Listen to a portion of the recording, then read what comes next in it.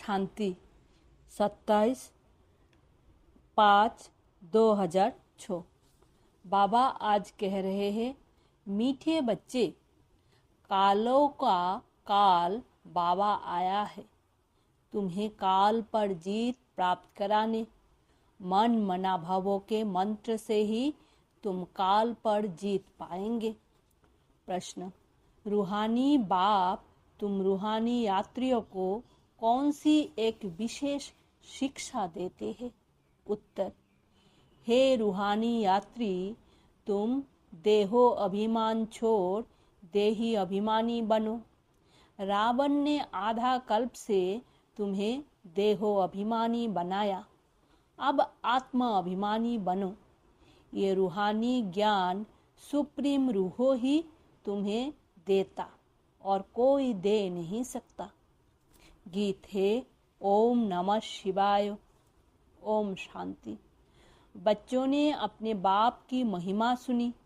गाया भी जाता है ऊंचे ते ऊंच भगवान, वो है सब बच्चों का बाप। बाकी जो भी है आपस में सब ब्रदर्स है और सब का बाप भी एक है, वो है शिव बाबा। बाप ने समझाया है, हे बच्चों, भक्ति मार्ग में तुमको दो बाप है, लौकिक बाप और पारलौकिक बाप। रचयिता से रचना को वर्षा मिलता है, वो है हद का वर्षा, ये है बेहद का वर्षा। बेहद का बाप तो एक ही है जिससे बेहद का वर्षा मिलता है, वो है निराकार, उसका नाम है परम पिता परमात्मा शिव। कहते भी है शिव परमात्माए नमो। वो है ऊंचे ते ऊंच। तुम्हारी बुद्धि चली जाती है निराकार बाप की तरफ।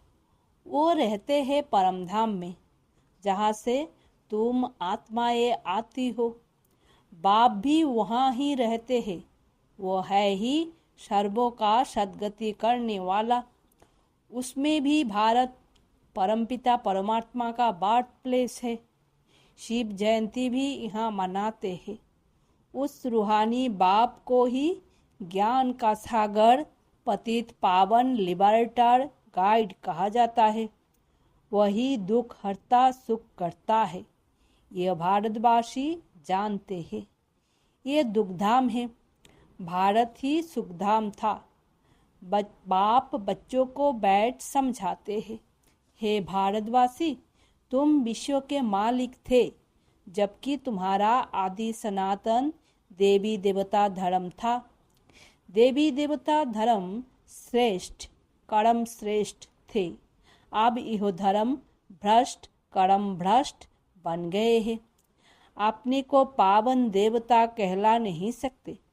कलयुग अंत तक भक्ति मार्ग चलता है, इसमें ज्ञान होता नहीं। ज्ञान से होती है सद्गति। सर्वों का सद्गति दाता बाप जब तक ना आए तब तक सद्गति हो ना सके। बाप कहते हैं, मैं कल्प के संगम युग पर आता हूँ। इस समय है ही पतित दुनिया, पावन एक भी होता नहीं। भल सन्यासी पवित्र बनते हैं, परंतु फिर उनको पुनर्जन्म तो यहाँ ही लेना है। 20 से जन्म लेना पड़े, आपस जाने का है नहीं। जब चक्र पूरा होता है तब ही बाप आकर ले जाते हैं। इनको कहाँ ही जाता है? रूहानी ज्ञान, सुप्रीम रूहो रूहानी ज्ञान देते हैं। सुप्रीम रूहो ही ज्ञान का सागर, पतित पावन है। बाकी शास्त्र का ज्ञान तो है भक्ति मार्ग।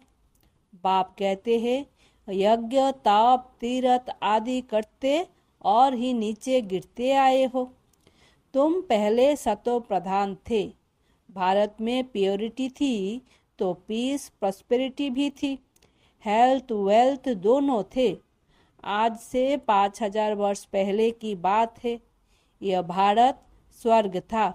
उस समय और कोई धर्म नहीं था, सिर्फ एक ही आदि सनातन देवी देवता धर्म था जो परमपिता परमात्मा ने स्थापन किया। स्वर्ग की स्थापना तो वही करेंगे, मनुष्य तो कर ना सके। ऐसे तो नहीं कहेंगे श्री कृष्ण रचयिता है।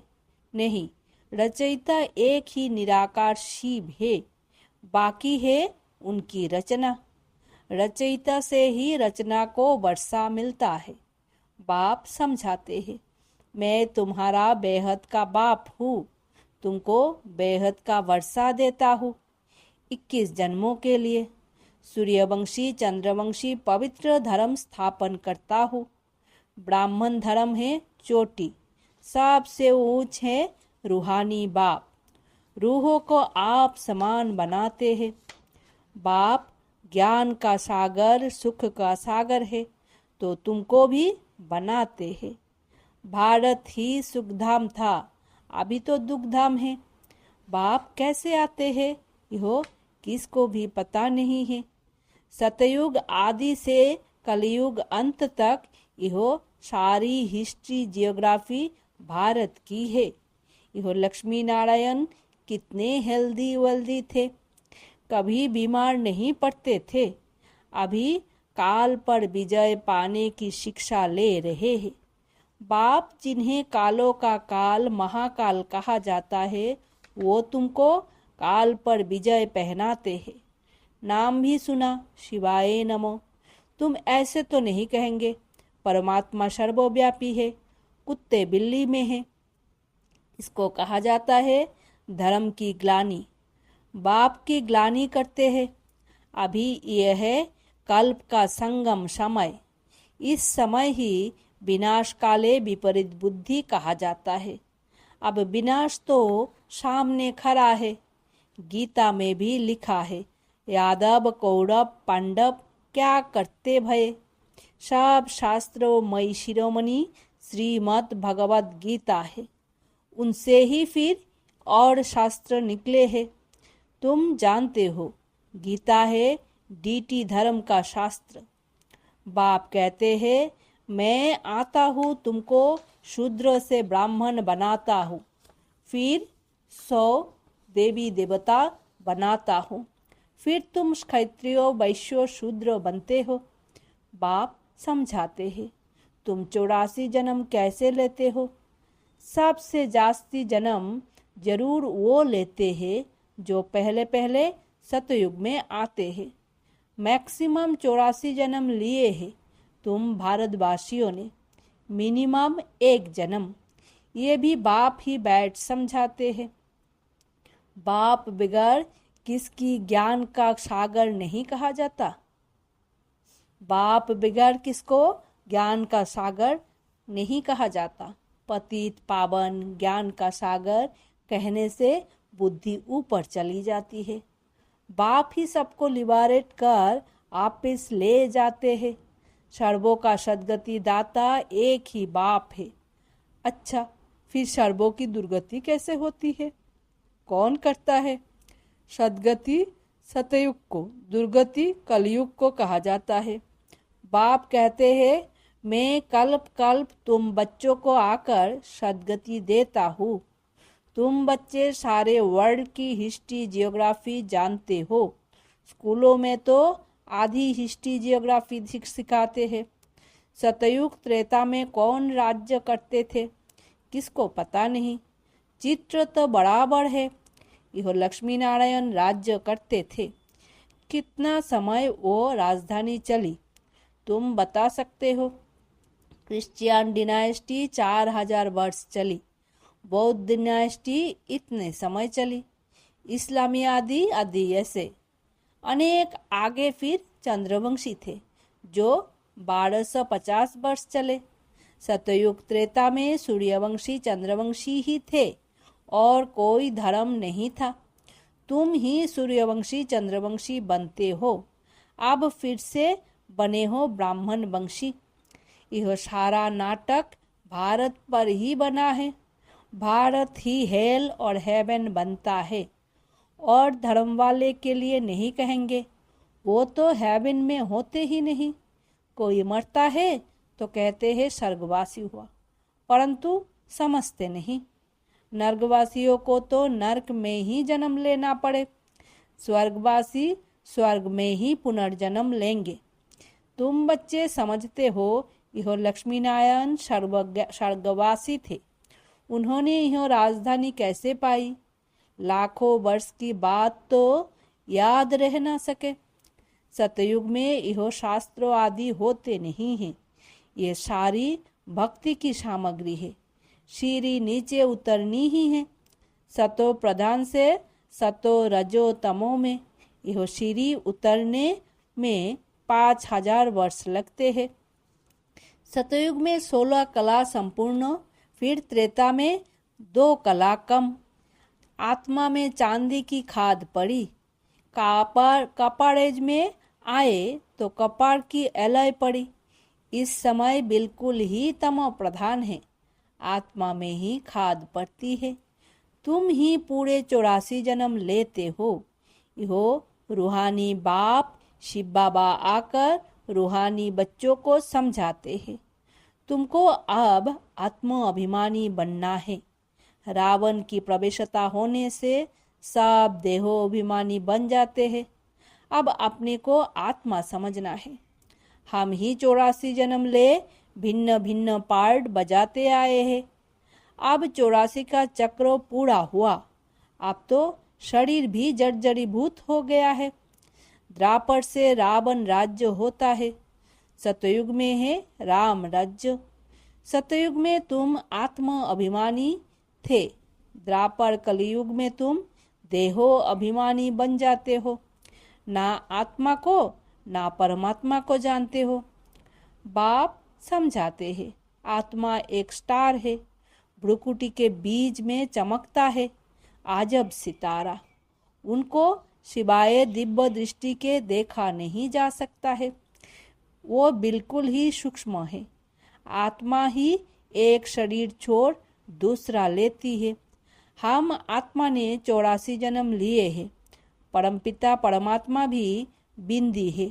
उनको ही ज्ञान का सागर, पतित पावन, नॉलेजफुल कहा जाता है। परमपिता परमात्मा में सृष्टि के आदि मध्य अंत का ज्ञान है। बीज रूप होने के कारण उनको सत्य चित्त आनंद स्वरूप कहा जाता है। बाप में जो ज्ञान है वो जरूर सुनना पड़े। ये है स्पिरिचुअल नॉलेज। सब रूहों का बाप आकर रूहों को पढ़ाते हैं। तुमको आत्म अभिमानी बनना है। शिव बाबा हमको पढ़ाते हैं। वही नॉलेजफुल है। बाबा ही आकर स्वर्ग की रचना करते हैं। तुमको स्वर्ग का लायक बनाते हैं। यह सृष्टि चक्रों का राज कोई मनुष्य नहीं जानते। बाप को ही ना जानने के कारण भारत का ये हाल हुआ है। भारत में प्योरिटी थी तो पीस प्रॉस्पेरिटी थी। अभी तो है ही नर्क, फिर स्वर्ग में जा कैसे सकते? बिल्कुल ही पत्थर बुद्धि हो गए हैं। बाप कहते हैं मैं बच्चों के लिए कोई तो सौगात ले जाऊंगा। तुमको स्वर्ग का मालिक बनाता हूँ। जिन्होंने कल्प पहले वर्षा लिया है वही आप लेंगे। मनुष्य से देवता बनेंगे। वास्तव में प्रजापिता ब्रह्मा के तो सब बच्चे हैं।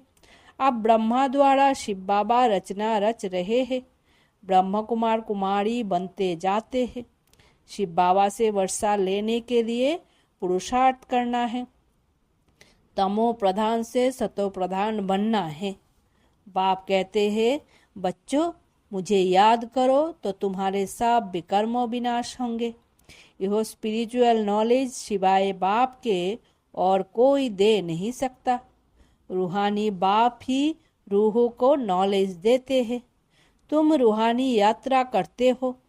देहो अभिमान को छोड़ देही अभिमानी बनते हो। आत्मा अविनाशी है। आत्मा में ही पार्ट भरा हुआ है। आत्मा कैसे 84 जन्म का पार्ट बजाती है अब मालूम पड़ा है। हम सूर्यवंशी थे, फिर चंद्रवंशी बने, फिर हमको सूर्यवंशी बनना है। अभी बाप सतो प्रधान बनने की शिक्षा देते हैं। मामेकम याद करो। भगवान उवाच। गीता का भगवान शिव बाबा है, ना कि श्री कृष्ण। श्री कृष्ण की आत्मा भी अब सीख रही है। अच्छा, मीठे मीठे सिक्की लदे बच्चों प्रति मात पिता बाप दादा का याद प्यार और गुड मॉर्निंग। रूहानी बाप की रूहानी बच्चों को नमस्ते। हम रूहानी बच्चों की रूहानी मात पिता बाप दादा को याद प्यार गुड मॉर्निंग और नमस्ते। धारणा के लिए मुख्य सार। पहला, रूहानी याद करनी और करानी है। स्वयं को शतो प्रधान बनाने के लिए एक बाप को याद करना है। आत्म अभिमानी बनने का पूरा पुरुषार्थ करना है। काल पर विजय पाने के लिए बाप की शिक्षा को ध्यान पर रखना है। अपने को रूह समझ रूह को ज्ञान देना है। वरदान है, बाप दादा के कर्तव्यों को अपना निशाना बनाने वाले मास्टर मर्यादा पुरुषोत्तम भवो। कहा जाता है, अपनी घोट तो नशा चढ़े। दूसरे की कमाई में कभी भी आंख नहीं जानी चाहिए। दूसरे के नशे को निशाना बनाने के बजाय बाप दादा के गुण और कर्तव्यों को निशाना बनाओ। बाप दादा के साथ वह अधर्म विनाश और स्वधर्म की स्थापना के कर्तव्यों में मददगार बनो।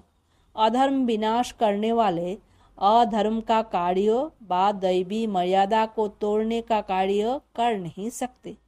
वे मास्टर मर्यादा पुरुषोत्तम होते हैं। स्लोगान है, नॉलेजफुल बन। व्यर्थ प्रश्नों को स्वाहा कर दो तो समय बच जाएगा। मातेश्वरी जी की अनमोल महावाक्य। जिसका साथी है भगवान, उसको क्या रुकेगी आंधी और तूफान। देखो, यह गीत सिद्ध करता है कि आत्मा और परमात्मा दो चीज है, ना ईश्वर सर्वव्यापी है। क्योंकि जिसका साथी है ईश्वर, वो हाजिर होते हुए फिर भी सृष्टि में इतना दुख क्यों? मनुष्य इतने कंगाल मोहताज क्यों? परमात्मा तो सुख स्वरूप है, तो सर्वव्यापी परमात्मा कहना गोया परमात्मा की इंसल्ट करना है। भगवान के हाजिर होते दुनिया सुख स्वरूप होनी चाहिए व दुख रूप। फिर परमात्मा को पुकारने की दरकार क्यों? तो इस समय माया सर्वव्यापी है, ना कि परमात्मा हाजिर है। परमात्मा सिर्फ एक बार संगम पर आता है, तब उनको हाजिर नाजिर कह सकते हैं। बाकी उनकी याद सबके दिल में जरूर व्यापक है। शरीर को चलाने वाली शक्ति तो हर एक में भिन्न भिन्न संस्कार वाली आत्मा है ना कि परमात्मा है। अब विचार करना है कि परमात्मा का साथ क्यों लिया है। इस माया के आंधी और तूफान से पार होने के लिए तो जरूर कोई माया का तूफान है, जिससे पार होने के लिए उस परमात्मा का साथ हम आत्माएं मांगती है। अगर वो हाजिर होता तो ना माया की उलझन होती, ना उनका साथ लेने के लिए याद करना पड़ता। तो हम आत्माओं और परमात्मा दोनों का इस खेल में पार्ट है। तो जब परमात्मा आता है तो उनका साथ पूरा साथ ले उनका हो जाना है, तभी माया के तूफान से छूट पाएंगे। भल वो सबका सुख दाता है, परंतु जो प्रैक्टिकल में उनका सहारा लेते हैं उन्हों को ही साथ मिलता है। तो उन बच्चों को एक्स्ट्रा प्राप्ति होती है। भल वो दुनिया के अंदर आए उपस्थित हुआ है, परंतु ओहो आश्चर्यवत दुनिया को ना जानने के कारण इनका साथ नहीं लेती है। अगर इनका पूरा साथ पकड़ ले तो मदद देने में मशहूर है। कहते हैं, एक कदम तुम आगे बढ़ो तो 10 कदम आगे आएंगे। तो वो संपूर्ण वर्षा देते हैं जिसमें कोई अपूर्णता नहीं होती है। अच्छा, अव्यक्त इशारे सदा अचल अडोल एक रस स्थिति का अनुभव करो। कोई भी संकल्प आए तो ऊपर देकर स्वयं निसंकल्प होकर चलते जाओ। विचार देना, इशारा देना यह दूसरी बात है, हलचल में आना यह दूसरी बात है। तो सदा एक रस संकल्प दिया और निसंकल्प बने। सदा ध्यान रहे कि मुझे कर्मेंद्रियोजित बनना है। कोई एक कर्मेंद्रियों के आकर्षण भी एक बाप का बनने नहीं देगी, एक रस स्थिति में स्थित होने नहीं देंगी। ओम शांति। शुक्रिया बाबा।